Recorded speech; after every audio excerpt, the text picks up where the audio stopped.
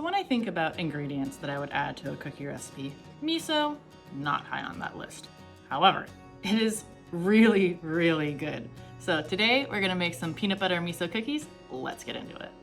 Into a medium bowl, we're going to add 1 3/4 cups of AP flour, 3/4 teaspoon of baking soda, and a half teaspoon of baking powder. Give everything a quick mix and set aside. Then to a stand mixer, we'll add a half cup of room temp unsalted butter, a half cup of sugar, and 1 cup of packed brown sugar. Now we're going to cream this on medium speed for at least 5 minutes until it looks fluffy and lightens in color. We'll then add a 1/3 cup of miso paste and a 1/4 cup of peanut butter and mix again. Both chunky or creamy work, but I'd stick to something less processed. Next, add 1 room temperature egg and 1 1/2 teaspoons vanilla, and you guessed it, mix again. Finally, we're going to add 1/3 of our flour mixture and combine on low speed until just incorporated. Repeat 2 more times until all of the flour has been added. And that's our cookie dough. Now that we have our dough, it's time to shape it.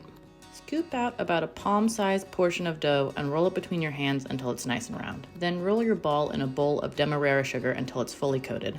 For me, this ended up being about a half cup of sugar. Then place on a parchment-lined baking sheet, leaving room between each dough ball like you see here, and refrigerate for at least 2 hours and up to overnight.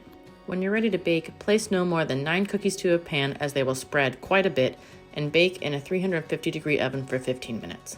And now for my favorite, and honestly the weirdest part of this recipe. After 15 minutes, pull out your cookies and hit the pan against a flat surface to deflate your cookies. This ensures they are nice and thin and crisp instead of puffed in the middle. Finish them off in the oven for another 3 to 4 minutes, then hit them one more time against a flat surface before letting them cool for a few minutes on the baking sheet.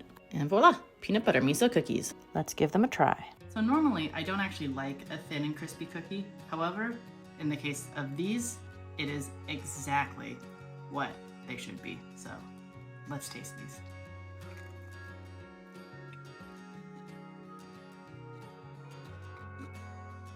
Perfection. Crispy, savory, peanut buttery, sugary. So, honestly, probably some of the best peanut butter cookies I think I've ever had. Interesting note, the recipe does not call for any salt, the first time I've ever seen that before, and that's because the miso itself adds so much umami and salty flavor to these cookies that you can't stop eating them. So I'm gonna finish this up. Let me know if you make these.